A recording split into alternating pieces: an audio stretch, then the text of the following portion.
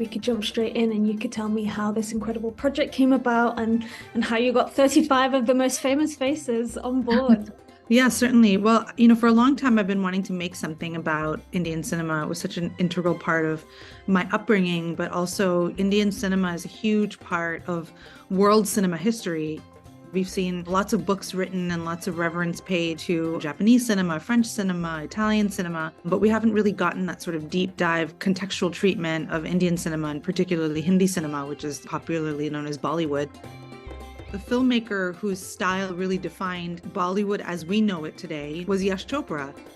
It felt appropriate to tell his story, but do it in a way that's fun and celebratory, sort of a nostalgia trip for the diehard fans, the people who grew up with those films, but also kind of have an entry point and be accessible for audiences that are maybe a little Bollywood curious. For viewers yet to watch the documentary, can you talk a bit about the term Bollywood and why it might not be so helpful? I've always used that word, Bollywood. I've always used that term, my whole life. But every time I do, there's a little bit of a cringe, that comes in. And I think that has to do with defining an entire industry that's as old as Hollywood, as prolific as Hollywood, as illustrious as Hollywood, as big of an economy nearly as Hollywood, in the shadow of Hollywood. Hindi cinema is its own thing, and it felt kind of weird to allow it to be defined as a derivative of another industry.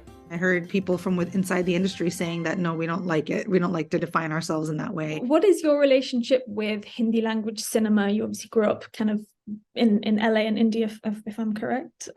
What was your relationship like with that industry? For the most part, I was raised in America. And as a diaspora kid, a lot of my cultural roots came from watching Hindi cinema.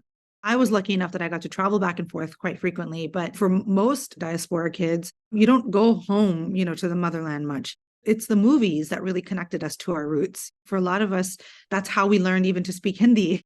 It was a reflection of our culture, our values on screen in a way that just wasn't accessible to us, especially when I was growing up in the 90s. We just weren't represented on screen in leading roles in that way. Lily Singh being in this documentary, which was so great. Why was it important to include that diaspora voice, and what role have you found Hindi cinema to play in those communities? Indian cinema isn't just, limited and constricted to the borders, of India or Southeast Asia. It's global. It's connected to diaspora all over the world. We're everywhere. It's the movies that kind of connect us all and bring us all back home. Your family ran a cinema as well. I wondered if you could tell me a bit about how that came into your family and screening Hindi films there and what that meant to you. So my parents in the 1970s, before I was born, they had a single screen movie theater that they operated in Los Angeles and Culver City. And they were the first exhibitors of Hindi films in the United States. At that point, the theater really built the community, in Southern California of South Asians, and people from all over would come to the cinema, on the weekends to see these movies and also just kind of form a community and bond with each other. The cinema was gone before I was born, so I never got to experience it for myself, but it looms large, in my imagination. I think about it a lot. The romantics. I wondered what it is about this subject that especially as it pertains to Indians, that fascinates you.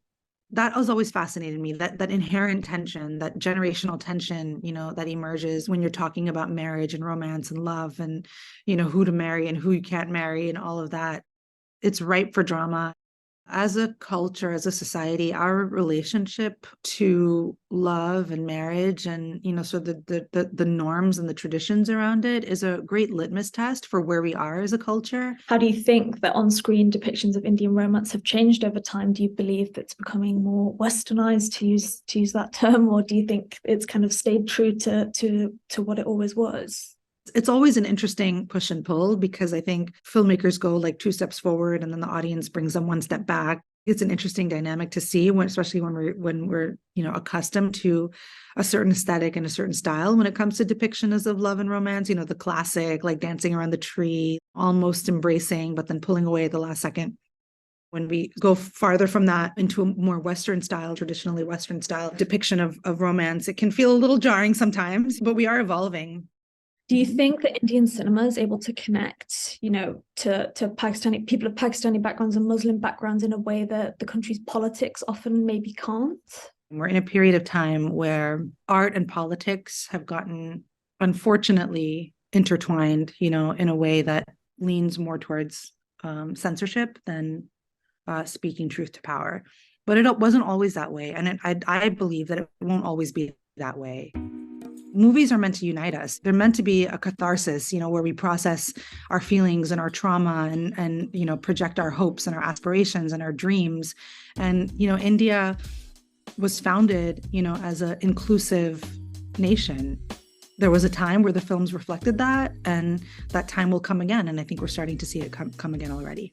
Did you get a sense from your interviewees and the romantics about, where the industry is right now and why it might be suffering? I know 2022 was a particularly hard year for the industry. It's been a tough few years. There's been a pandemic and, there's been a lot of other factors at play. But with the recent success of Pathan and, some other films from the South, people are reminded that they just love going to the movies and they love seeing their favorite stars on a big screen in movies.